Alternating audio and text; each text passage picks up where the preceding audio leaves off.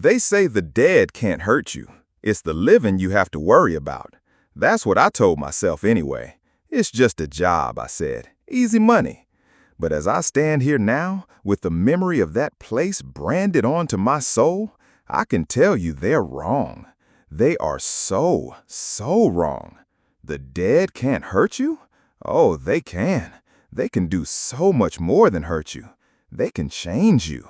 They can take pieces of you. And they don't always give them back. So if you're listening to this and you're thinking about taking that easy money job, the one no one else wants, turn around. Just turn around and walk away. Don't be like me.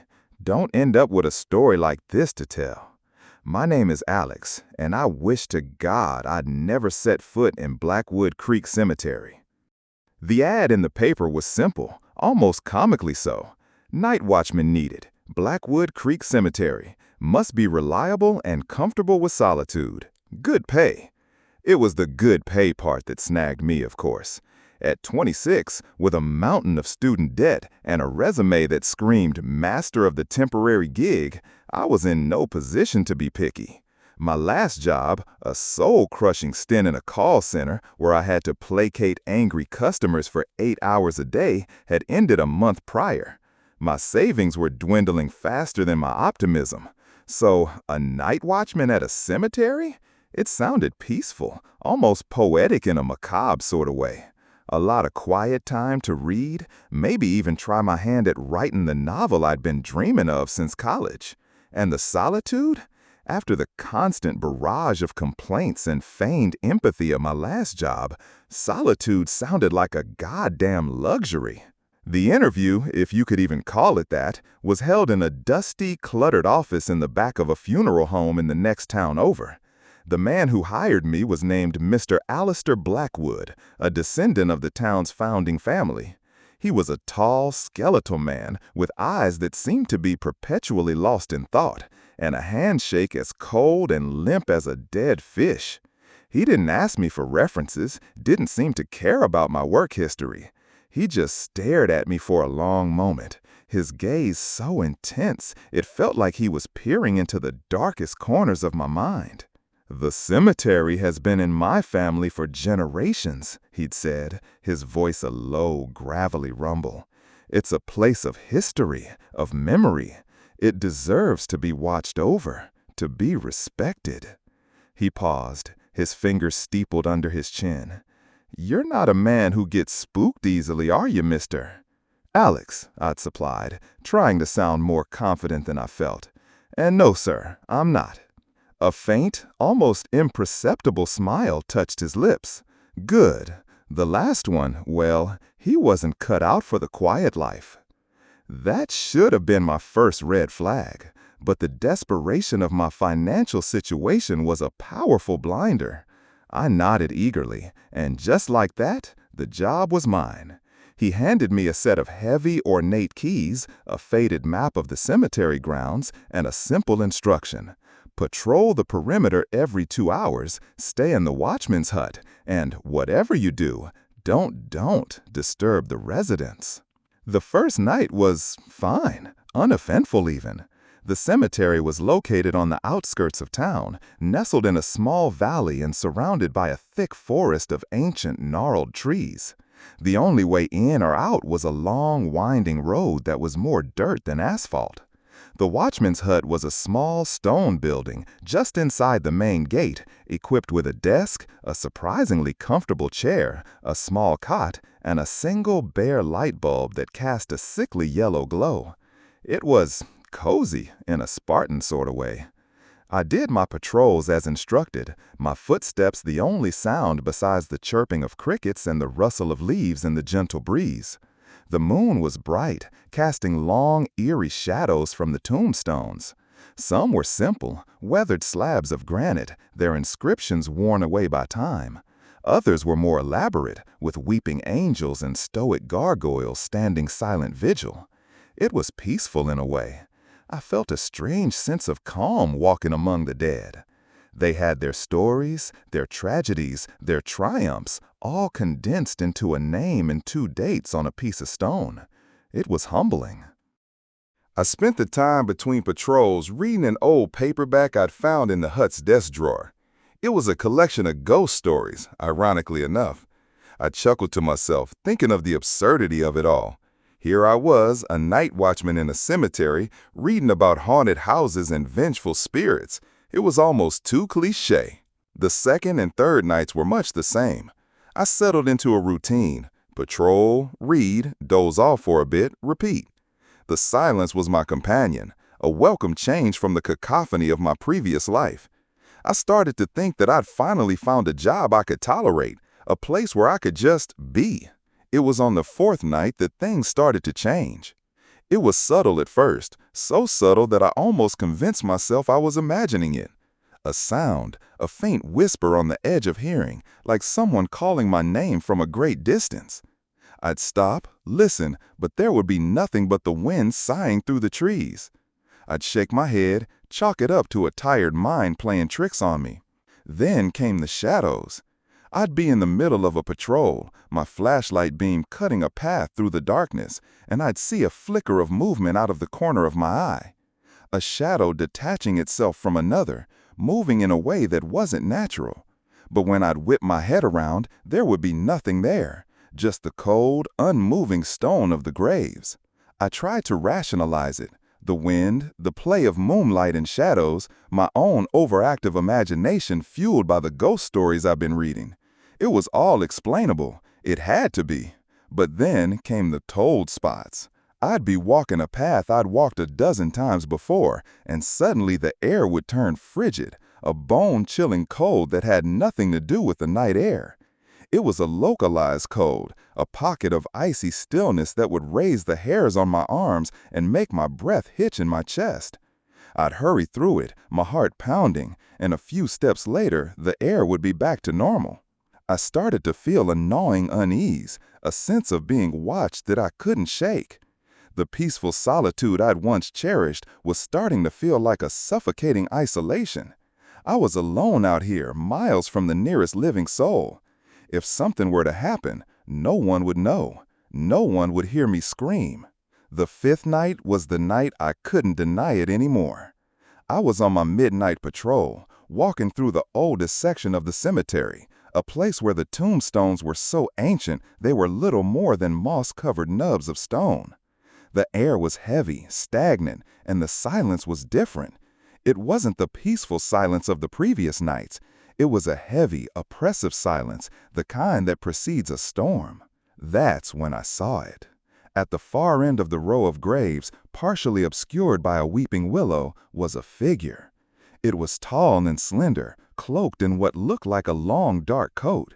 I couldn't make out any features, just a silhouette against the pale moonlight. My first thought was that it was a trespasser, a teenager looking for a thrill.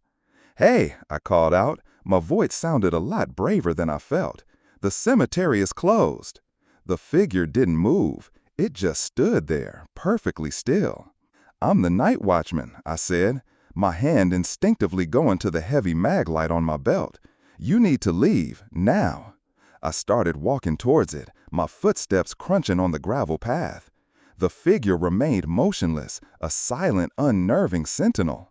As I got closer, a strange feeling washed over me, a feeling of wrongness. The air grew colder, the silence more profound. And then it moved. It didn't walk, not in the way a person walks. It glided. It moved with an unnatural smoothness, a fluid, silent motion that made the hairs on the back of my neck stand on end. It turned its head, and even from that distance, I could feel its gaze on me. A cold, malevolent gaze that seemed to pierce right through me. I froze, my blood turning to ice in my veins. This wasn't a teenager. This wasn't a trespasser. This was something else. Something not of this world. I did the only thing I could think of. I ran. I didn't look back. I just ran, my heart hammering against my ribs, my breath coming in ragged gasps. I ran back to the safety of the watchman's hut, slammed the door shut and locked it. I leaned against the door, my body trembling, my mind reeling. I spent the rest of the night huddled in the corner of the hut, a baseball bat I'd found in the closet clutched in my hands. Every creak of the old building, every rustle of leaves outside sent a fresh wave of terror through me. I didn't sleep. I just sat there, waiting for the dawn, praying for the sun to rise and chase away the horrors of the night. When the first rays of sunlight finally streamed through the small window, I felt a wave of relief so intense it almost brought me to my knees. The night was over. I had survived. But I knew, with a certainty that chilled me to the bone, that this was just the beginning. I should have quit then. I should have walked away and never looked back. But I didn't. Part of it was the money, the desperate need for a steady income. But there was another part of me, a morbidly curious part, that wanted to know what I had seen.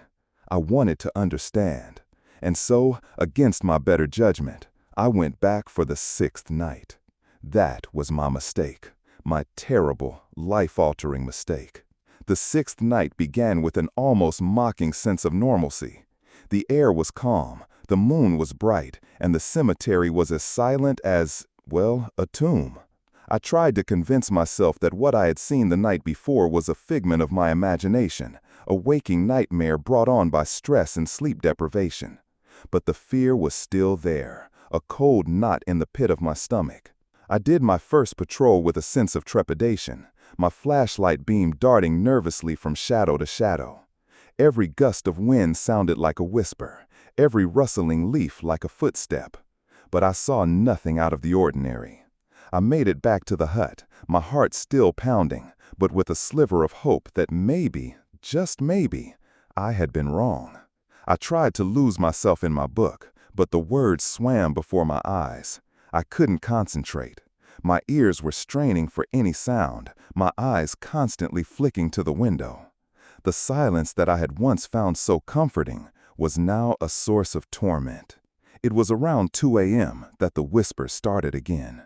This time, they were clearer, closer. They seemed to be coming from just outside the hut, a chorus of faint, sibilant voices that I couldn't quite make out. It sounded like a group of people whispering, their voices overlapping, creating a disorienting cacophony. I stood up, my hand reaching for the baseball bat. I crept to the window and peered out. The cemetery was bathed in moonlight, the tombstones casting long, skeletal shadows. There was no one there. But the whispering continued, growing louder, more insistent. It was as if the voices were coming from all around me, from the very walls of the hut itself. "Get out." I froze. One of the voices had become clear, a cold, rasping whisper that seemed to slither into my ear. "Get out. Get out. Get out." The whisper was joined by others, a chorus of disembodied voices all chanting the same 2 words. The air in the hut grew cold, so cold that I could see my breath. The single light bulb flickered, casting a strobe-like effect on the small room. Panic seized me. I backed away from the window, my eyes wide with terror. I fumbled for my phone, my fingers trembling so badly I could barely hold it. I needed to call someone, anyone. I needed to hear a friendly voice, a reminder that the world outside this cursed place still existed. I dialed 911, my thumb hovering over the call button. But before I could press it, the whispering stopped. The light bulb steadied. The air returned to its normal temperature. Silence. I stood there for a long moment, my heart still hammering against my ribs. Had I imagined it? Was I losing my mind? And then I heard it. A soft, scratching sound. It was coming from the door. Scratch, scratch, scratch. It was a slow, deliberate sound, the sound of fingernails being dragged across wood. I held my breath, my ears straining. The scratching stopped. A moment of silence, and then a soft, childlike giggle. It was the most terrifying sound I had ever heard. I backed away from the door, my eyes wide with horror. I could hear movement outside, the crunch of gravel, the rustle of leaves. It sounded like someone was walking around the hut, their footsteps slow and deliberate. Then, A tapping on the window. Tap, tap. I didn't want to look. I really didn't, but I couldn't help myself. I slowly, cautiously turned my head towards the window, and I saw a face. It was a child's face, pale and gaunt, with large, dark eyes that seemed to swallow the moonlight. Its hair was long and matted, and its lips were pulled back in a grotesque, lipless grin. It was pressed against the glass, its cold breath fogging the pane. I screamed, a raw, guttural scream of pure terror.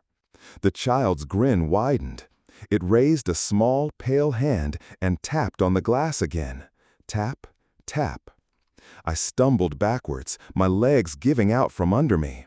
I fell to the floor, my mind a chaotic whirlwind of fear and disbelief. This couldn't be happening. It couldn't be real. The tapping stopped. The face disappeared from the window.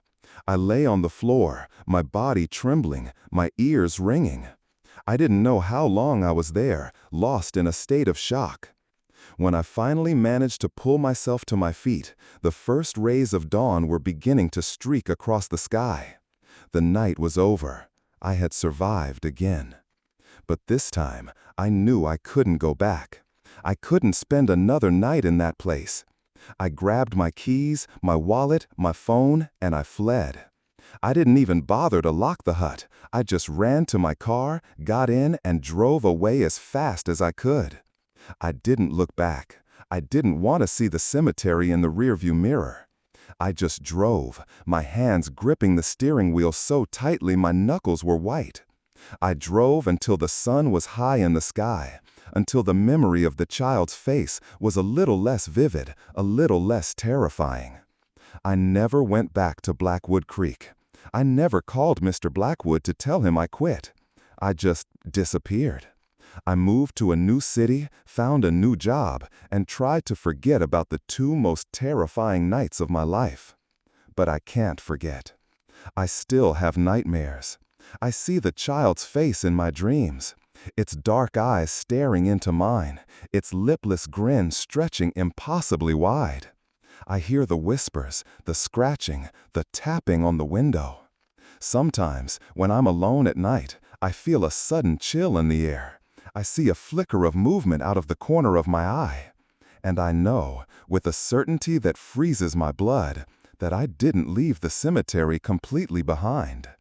A part of it came with me. They say the dead can't hurt you. They're wrong.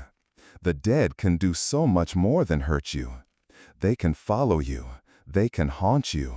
They can whisper your name in the dead of night and remind you that you can never truly escape.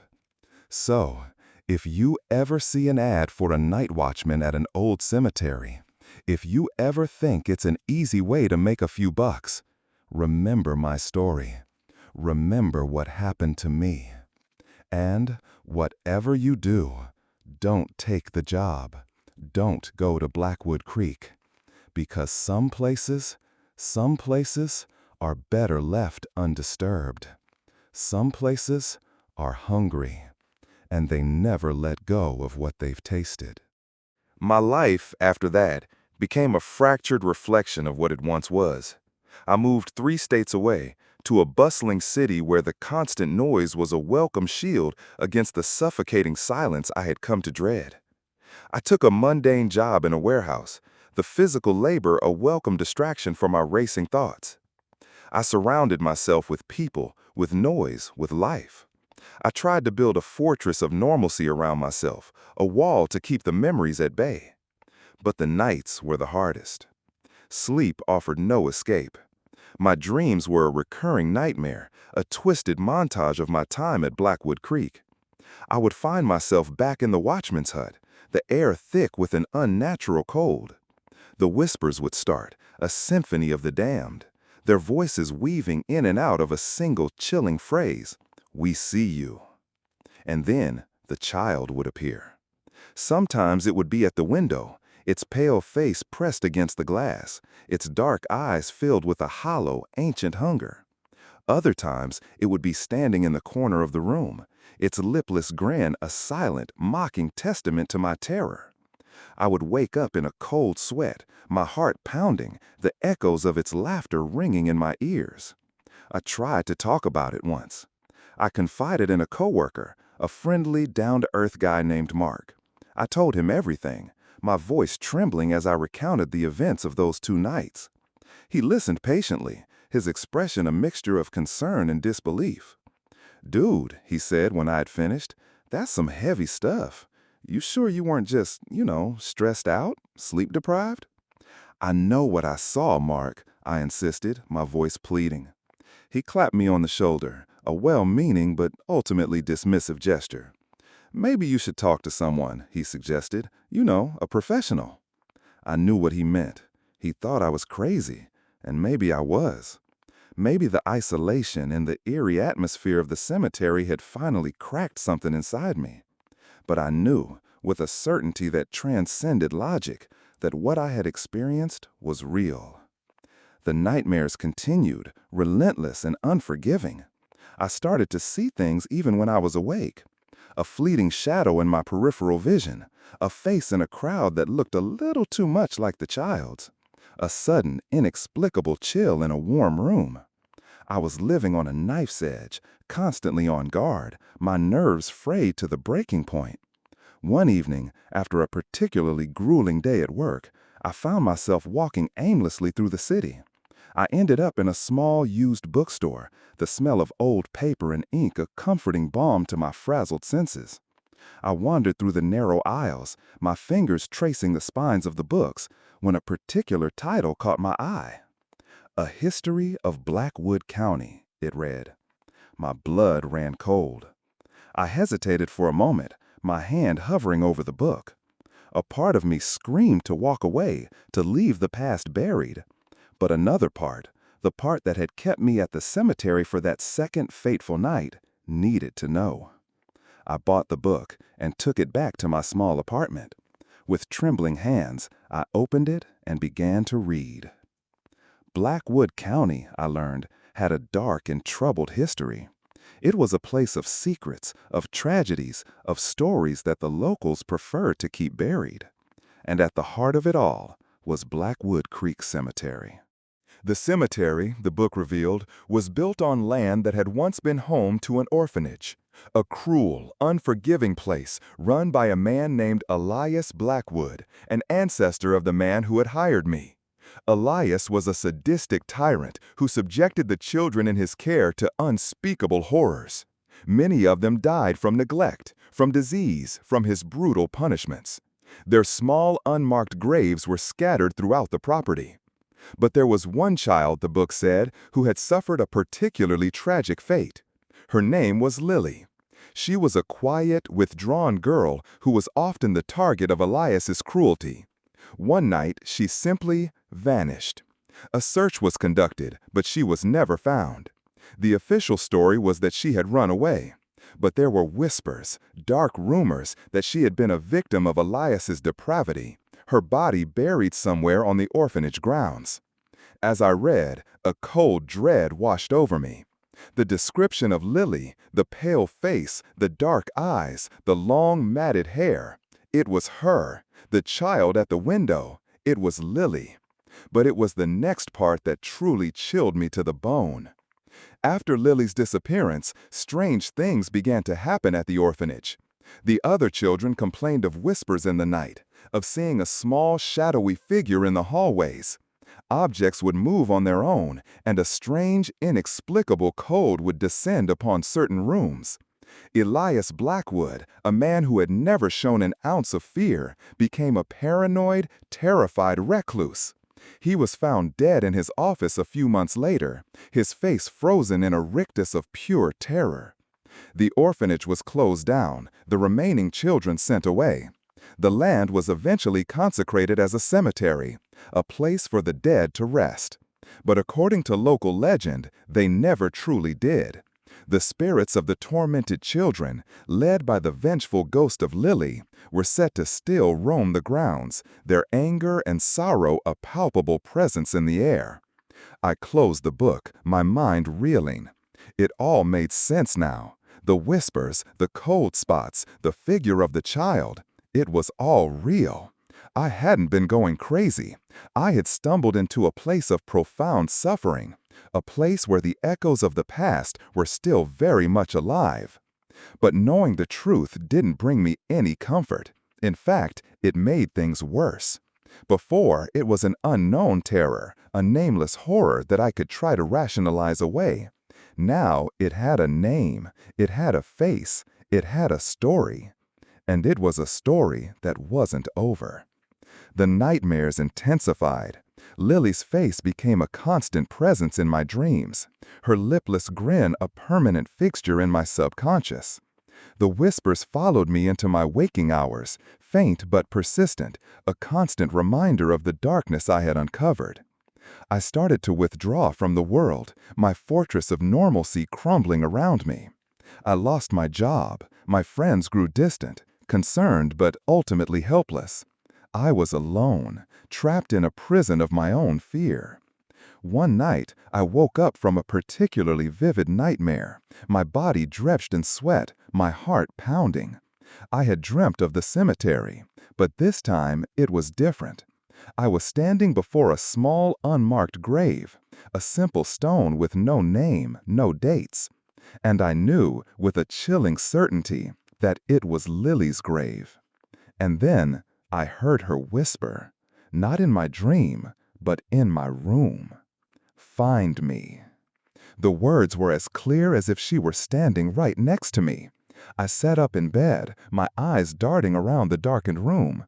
There was no one there, but I had heard it. I knew I had. "Find me." The whisper came again, this time more insistent, more pleading. A strange thought began to form in my mind, a desperate, irrational idea. What if she didn't want to hurt me? What if she wanted something else? What if she wanted help? The thought was insane, I knew, but I was at the end of my rope. I couldn't go on living like this, a prisoner in my own mind. I had to do something. I had to face this, once and for all. I had to go back to Blackwood Creek. The decision was made in a state of dreamlike clarity. I packed a small bag, got in my car, and started the long drive back to the place that had haunted my every waking moment. The journey was a blur, my mind a chaotic mix of fear and a strange newfound resolve. I arrived at Blackwood Creek late in the afternoon. The town was just as I remembered it, small and sleepy, with an undercurrent of something old and unsettling. I didn't stop. I drove straight to the cemetery. The iron gates were locked, a heavy chain and padlock securing them. I parked my car on the side of the road and just stared at the place for a long moment. The sun was beginning to set, casting long, golden rays over the tombstones. It looked almost peaceful, but I knew better. I knew what lay hidden beneath that tranquil facade. I waited until nightfall, the darkness wrapping around me like a familiar shroud. Then, under the light of a full moon, I climbed the stone wall and dropped down into the cemetery. The air was still, the silence heavy and expectant. My heart was pounding, but I pushed down the fear. I had a purpose now. I had to find Lily's grave. I started in the oldest section, the place where I had first seen the shadowy figure. I walked slowly, my flashlight beam sweeping over the weathered tombstones. I didn't know what I was looking for exactly. An unmarked grave, a simple stone, anything that seemed out of place. Hours passed. The moon climbed higher in the sky, casting an ethereal glow over the city of the dead. The whispers started again, faint at first, then growing louder, more insistent. They were all around me, a chorus of lost souls. But I ignored them. I focused on my task. And then I found it. Tucked away in a corner of the cemetery, almost completely hidden by an overgrown weeping willow, was a small, simple stone. It had no name, no dates, nothing to indicate who was buried there. But I knew, I could feel it. A coldness emanated from the spot, a profound sadness that seemed to seep into my bones. This was it. This was Lily's grave. I knelt before the small stone, my heart aching with a mixture of fear and sorrow. "Lily," I whispered, my voice trembling, "I'm here." The whispers around me stopped. The air grew still. And then I felt it. A presence behind me. I turned around slowly, my breath catching in my throat. And there she was. Lily. She stood a few feet away from me, her small form almost translucent in the moonlight. Her face was pale, her eyes large and dark, filled with an ancient sadness. She wasn't smiling this time. She just watched me. I didn't scream. I didn't run. I just looked at her. And for the first time, I didn't feel fear. I felt pity. "What do you want?" I asked, my voice barely a whisper. She didn't speak. She just raised a small, pale hand and pointed. I followed her gaze. She was pointing to the unmarked grave. And then I understood. She didn't want revenge. She didn't want to hurt me. She wanted to be remembered. She wanted her name back. A wave of emotion washed over me, so powerful it brought tears to my eyes. This poor, tormented child, her life stolen from her, her memory erased. All she wanted was to be acknowledged, to have her existence validated. I turned back to the grave, my resolve hardening. "Okay," I said, my voice thick with emotion. "Okay, Lily, I'll help you." The next day, I went into town. I bought a small, simple wooden cross and a set of carving tools. I spent the afternoon in a motel room, painstakingly carving her name into the wood. Lily. That night, I went back to the cemetery. I went back to her grave, and with a small shovel I had brought with me, I dug a small hole at the head of the unmarked stone. I placed the cross in the hole, packing the dirt firmly around it. When I was done, I stood back and looked at my work. The simple wooden cross, with her name carved into it, stood as a silent testament to a life that had been lost, but not forgotten. And then I felt it. A change in the air. The oppressive coldness that had always clung to this spot began to dissipate. The heavy silence was replaced by a gentle breeze that rustled the leaves of the weeping willow. I looked around, and I saw them. Dozens of small, shadowy figures standing among the tombstones. The other children. They were all looking at Lily's grave, their forms flickering in the moonlight. And then, one by one, they began to fade, their whispers turning into a gentle sigh that was carried away on the wind. I turned back to Lily. She was still there, but she was different. The sadness in her eyes was gone, replaced by a look of peace. She gave me a small, almost imperceptible nod, and then she too began to fade, her form dissolving into a soft, gentle light. And then she was gone. I stood there for a long time, the silence of the cemetery no longer menacing, but peaceful. The air was clean, the darkness no longer held any terror.